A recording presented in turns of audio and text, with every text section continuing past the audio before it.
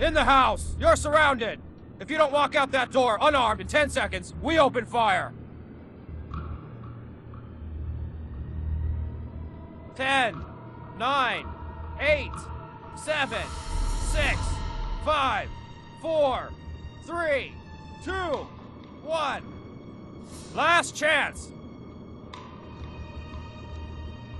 Okay! Perforate it, boys!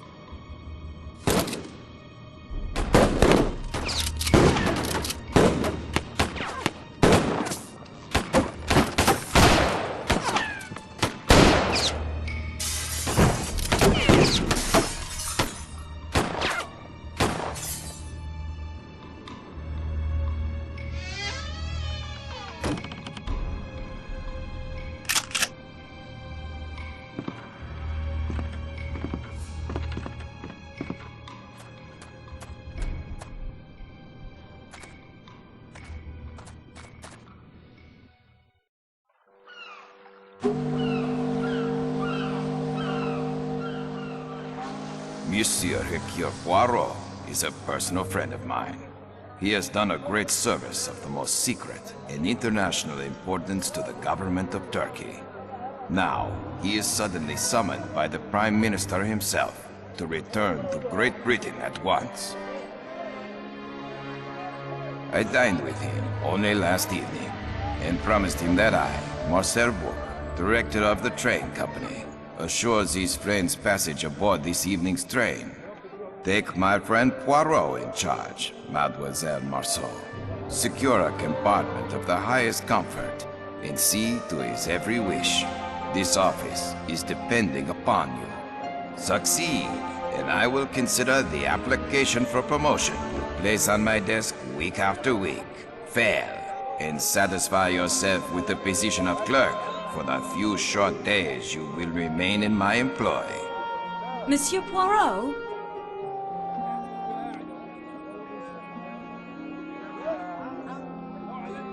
All right, Antoinette. Here at last is the chance you've been waiting for. Your fate is in your own hands.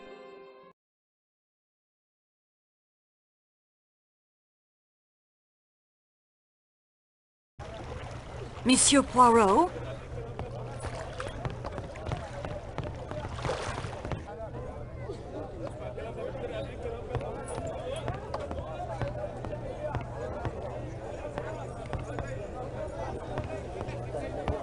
This fool tries to sell me a cleaver with no style or grace. Tell him which is the better cleaver for the hacking of meat. The cleaver in your left hand. Ah! Here at least is one who knows fine forged German steel when she sees it.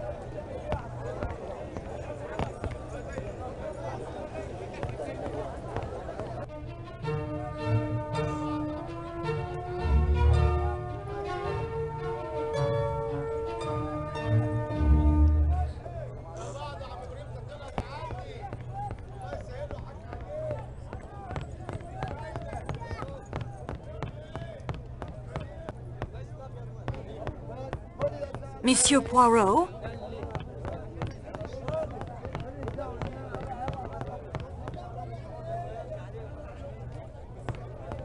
Now see here, Foscarelli, I've done my fair share of traveling.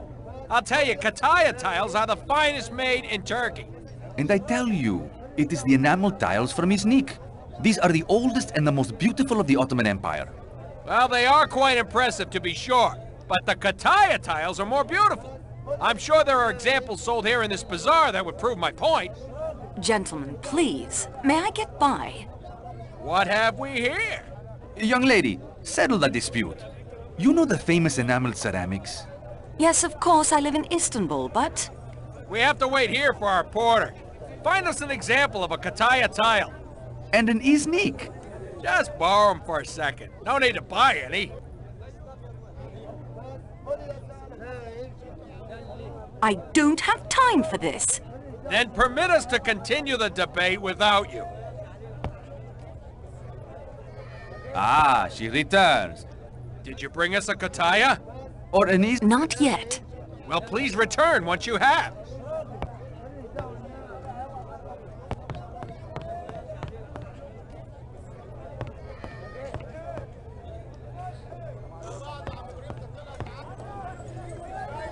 I need to remember to...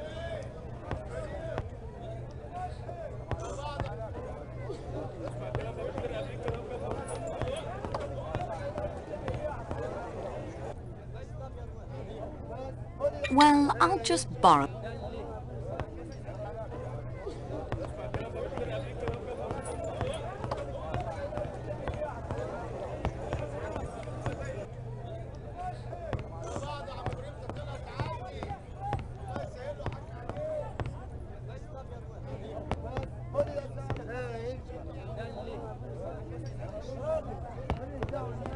Ah, she returns. Perhaps now we can settle this. Did you bring us a kataya? Or an sneak? Here is a kataya bowl. It is the best, of course. There. What did I tell you? Thank you, young woman. Now we can turn our attention to more important things, like those fountains we were discussing earlier.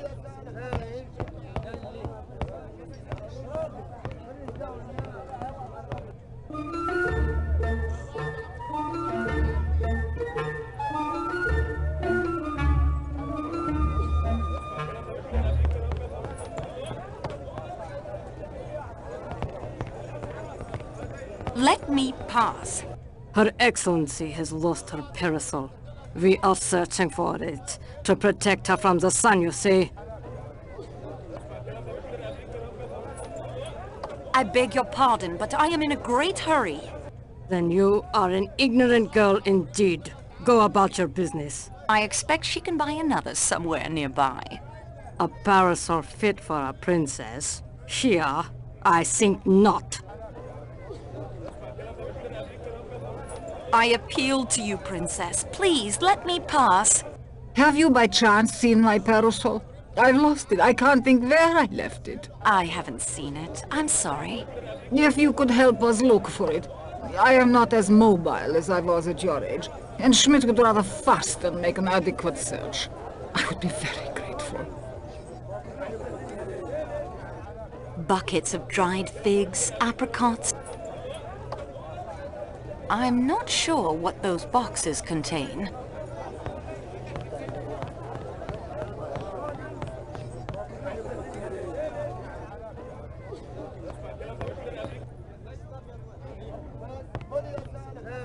What is that goat eating? What is that goat eating?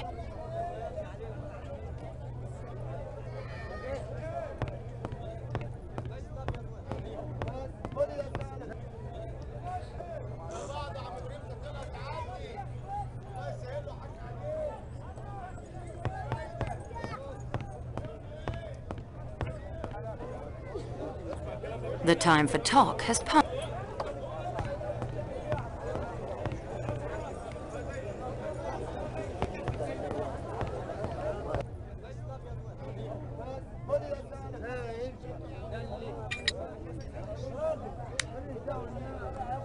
There, none the wiser.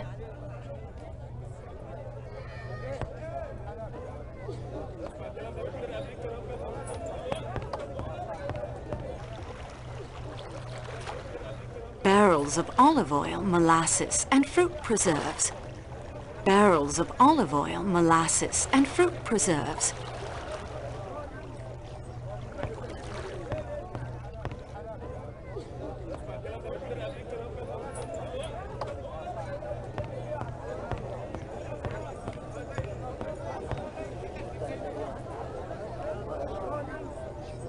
Buckets of dried figs, apricots, dates.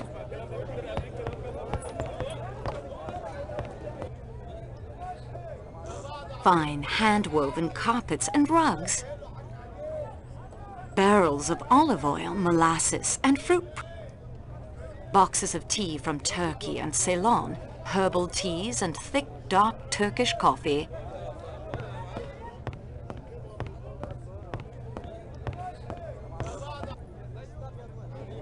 What is that goat eating?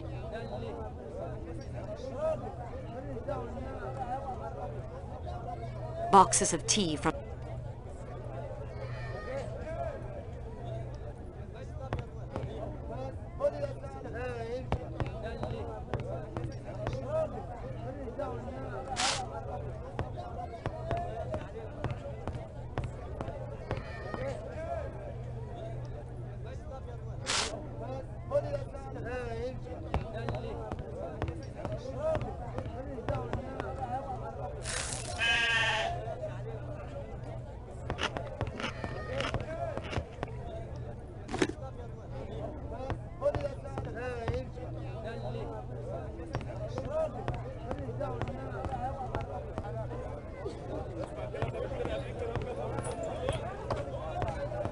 Could this be the parasol?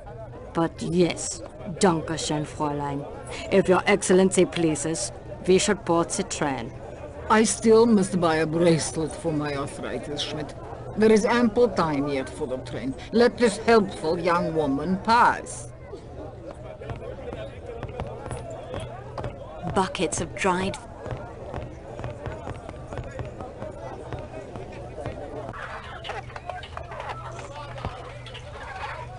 Buckets of dried...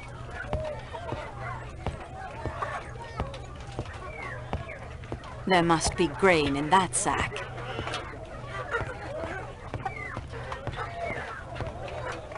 Oh, please, European miss. I have the train to Calais to catch, but I am so turned about in here. The heat, the foreign peoples. I pray for a guide, but it's frivolous and weak, and I know, and God rightly does not grant these prayers.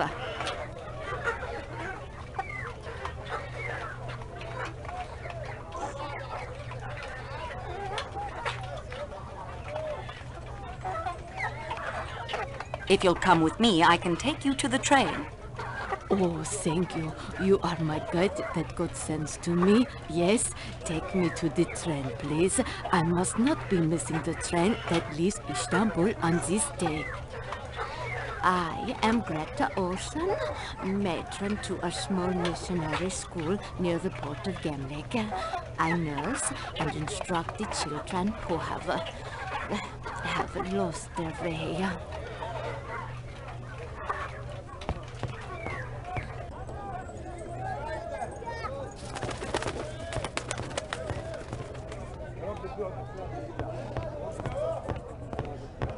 Hector, make sure the statue is safely on board before departure.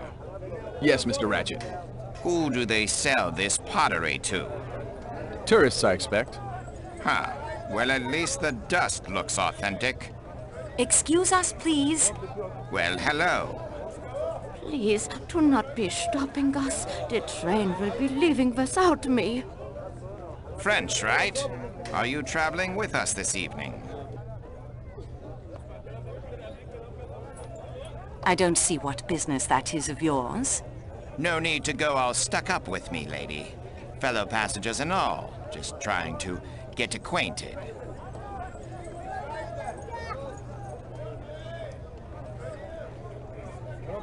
If you don't let us pass immediately, I will see that you never travel on this line again. Not that I think you could make that stick, but I'm willing to continue our chat later.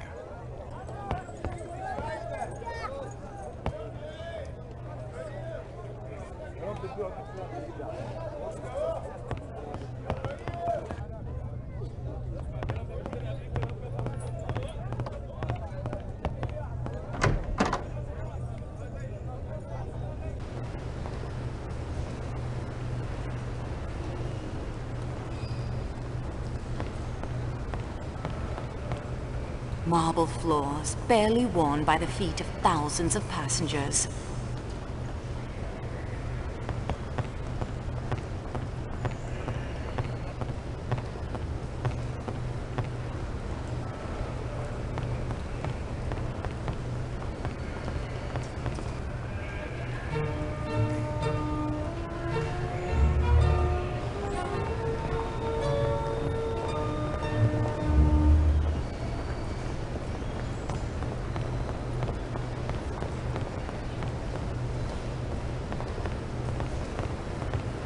Mary. Not now. Not now. When it's all over, when it's behind us, then... Well, what are you waiting for? Don't let us stand in your way.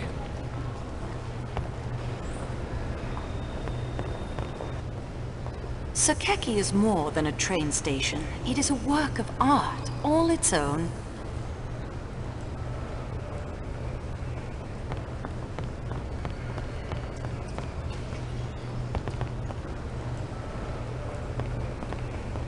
Tickets, please. No one may board the train without a ticket. I must be making an inventory of my possessions. Everything. It gets lost.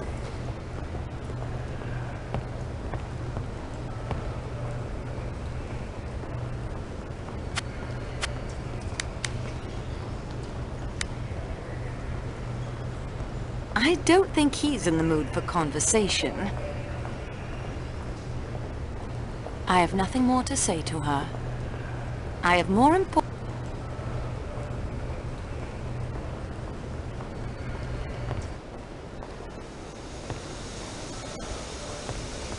But I must travel this evening to London. It is of the most importance. My friend, Monsieur Bou, director of the line, assured me of a room aboard the Calais coach. I am sorry, monsieur. It is incredible. It is off-season, yet the world elects to travel tonight. Not a single room remains. Pardon me, messieurs. I'm Antoinette Marceau from the Istanbul office. Are you quite well, Mademoiselle Marceau? You are flushed and winded. I'm fine, really. It was something of a chore to catch up to the train. But the train, it does not move. Mademoiselle, please tell the gentleman the Calais coach is full.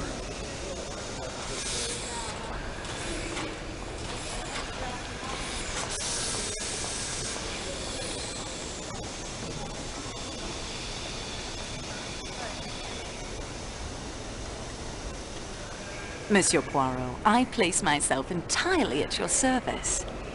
You know Poirot? Who would not recognize the most famous detective in the world? You are very kind, mademoiselle. I have a passion for crime. You enjoy the study of it, I hope, not the committing. Oh, the study, the gathering of clues, the questioning of suspects. Merely what the Americans call the footwork. Legwork, I believe, monsieur. As you say, I prefer the detection that occurs here. The little caresses. My scrapbook contains many accounts of your cases. That mysterious affair at Styles, the death of Roger Ackroyd, the noted businessman, Lord Edgware's murder. But oh, forgive me, I'm rambling. What is your name? Pierre Michel, mademoiselle. I've seen your name on reports. Your record with the company is excellent. Thank you, Mademoiselle Marceau. I always strive to do my very best for my passengers. Then strive now, Michel. Perhaps Monsieur could sit up in the salon car for the beginning of this journey?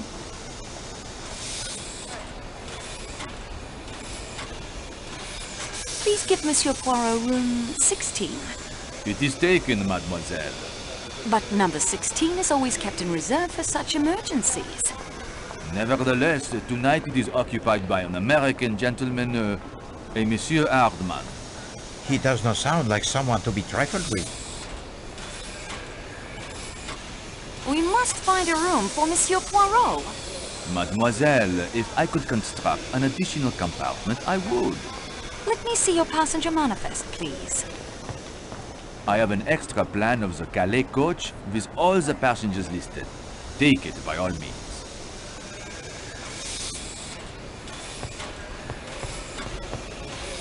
As you can see, every room is filled. There are extra beds. Only 2. In Mr. McQueen's room, but he has paid for a single. And Miss Olsen's room, but I hardly think Monsieur Poirot. No, merci. I would not think of it. Of course. Good day, monsieur.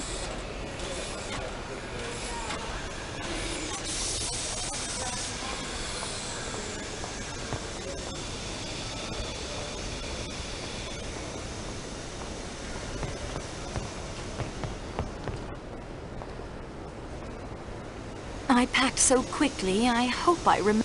At the moment, I should keep my immediate goal in mind. It lies elsewhere.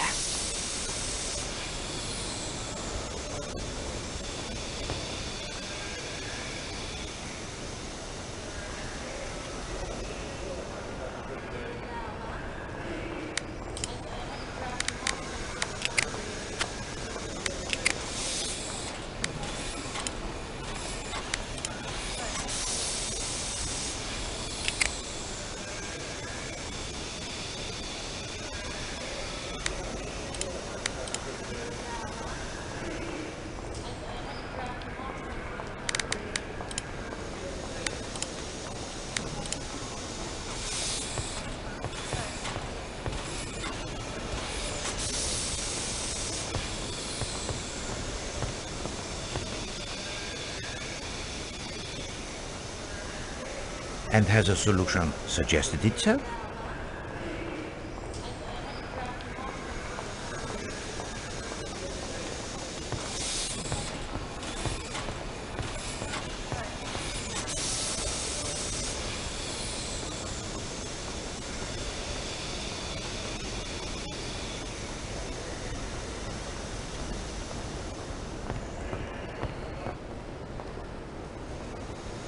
That isn't the best place for me to go at the moment.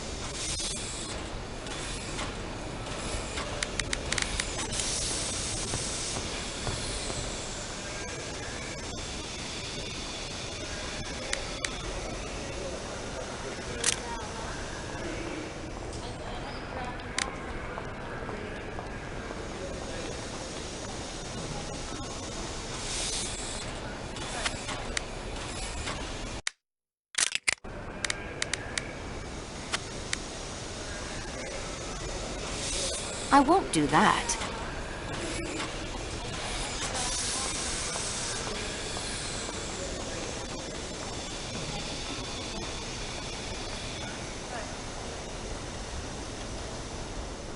Give Monsieur Poirot my room. I will be quite comfortable in the salon car. Mademoiselle, Poirot, he will not hear of such a thing. I insist. I will not compromise the hospitality of the train. Oh, if I must turn you out, why then you will stay in the room of Miss Olsen. I am sure she will not mind when she learns of your sacrifice. No, really, it isn't necessary. No. Poirot has spoken. The matter it is settled. I will speak to the lady at once.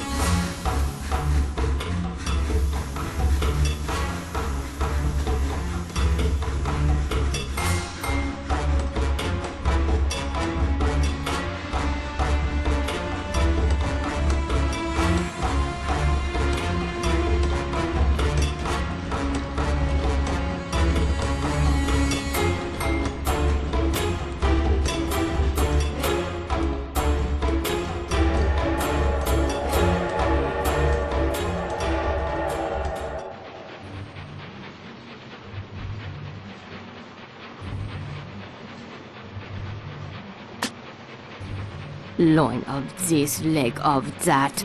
I am not eating the flesh of the animals. In America, if it has fur, we either eat it or wear it.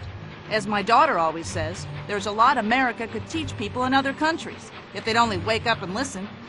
She says one day you'll be able to go into a restaurant in Istanbul and order a hamburger. What do you think of that? Why would you want to do such a thing? Why? Everybody wants a taste of home. I expect the Turks would agree with you. Exactly. That's what my daughter says. It's only a matter of time and Turks will love hamburgers. You will be sufficiently amiable to place in my compartment a bottle of mineral water before I retire this evening. Certainly, Your Excellency. For dinner, I shall have chicken cooked without sauces. Also, some boiled fish. I am very sorry, Your Excellency. There is no chicken or fish on the menu. Oh. Is he chef for this journey? The German? Oui, Your Highness. The cooking of Monsieur Klaus is admired all over Europe. It is a good that the train has secured his services. No doubt. Very well, I will have lamb. Again, without sauces. You've got to put it over big, whatever you're selling. Sure, that is what I say all the time. With motor cars, it is no half measures. This steak is excellent. The pork is also very nice. Say, we haven't been introduced. That is very true. We haven't. You are not eating. I haven't much appetite this evening. How could I be so lucky to have found you? You found me? Only after I'd chased you across 3 continents. The statues in the baggage car? Yes, I saw them loading the crate myself. They were very careful. Huh. They better be. If it's damaged, I might enjoy owning a railroad. Who knows? You travel often by train in your profession, mademoiselle? Yes, I do. You are a person most fortunate. I'd rather fly. Oh, mais non. Not for me are the aeroplanes, with their sudden changes of altitude, and the capricious tossing about of the passengers by the weather très mauvais. No. In business, speed is often more important than comfort. No, it is more than the comfort. The trains, they lend themselves to the romance and the intrigue. All about us are people of all classes, of all nationalities, of all ages. They sleep and eat under one roof. They cannot get away from one another. And at the end of the 3 days, they part. They go their several ways, never perhaps to see each other again. For a few moments only, the skilled detective has the chance to study his fellow travelers, to watch their little stories unfold beneath the microscope of the trained eye. Tell me what you see. You as well, mademoiselle. We will make the little game of it, n'est-ce pas?